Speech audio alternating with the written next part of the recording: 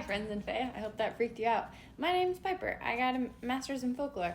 What's folklore? It's belief of the folk, and a lot of us are really scared of mirrors. Why is that? Let's talk about it. Do you know what caputromancy is? You ever heard of that? Caputromancy is divination using a mirror. Our oldest recorded case of finding historical mirrors is like 8,000 years ago. I think we have them as early as ancient Egypt.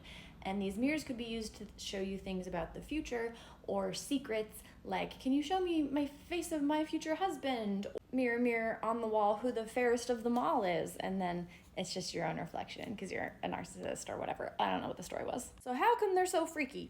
Picture this with me. You're little. You're like 13 years old. You have friends, so you must be a little bit more popular than I was. You're at a sleepover. Can't imagine what that's like. You get like one candlelight and you all crowd around the bathroom mirror, and then you have to chant Bloody Mary's name while looking into the mirror.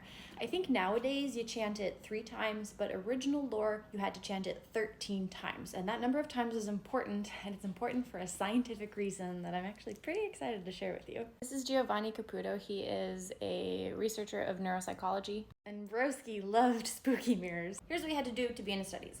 So you have to sit in this little dimly lit room and stare at yourself in a mirror, which sounds like a easy study to be a part of.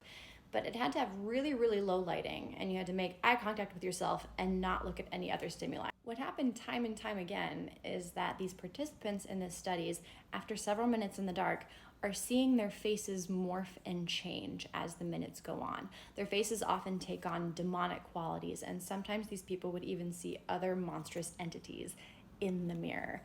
This is neuropsychology. This isn't folklore, right? So the scientific explanation for this is supposed to be that in this really low lighting, our brain needs to create new stimuli. And when it is understimulated like that, it does us a favor. Here you go, Piper. I made something for you. Look at this. Thanks, brain. Like that meme of that kid, the avocado. An avocado. Thanks. So all of a sudden, it's not just you alone in the room. It's you in the mirror and Bloody Mary.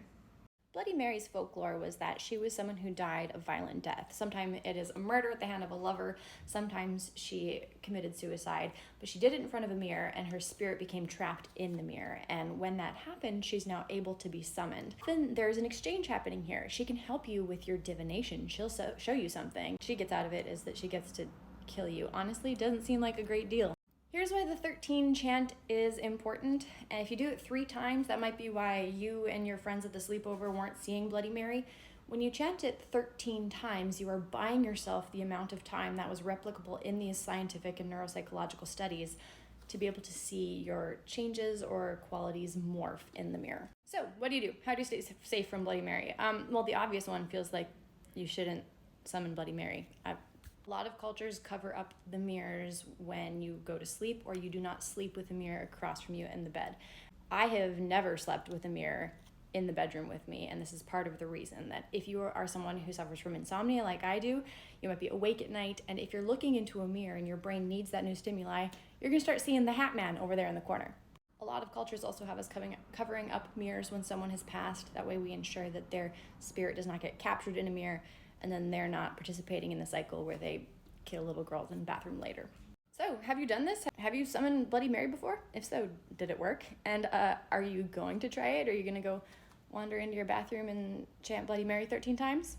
I kind of suspect that some of you will, because every time I ask you to stay out of fairy rings, you tag me in videos of you wandering into fairy rings. So this sort of feels like anything I say, exactly the opposite happens. Be safe from Bloody Mary. That's all. Love you. Bye.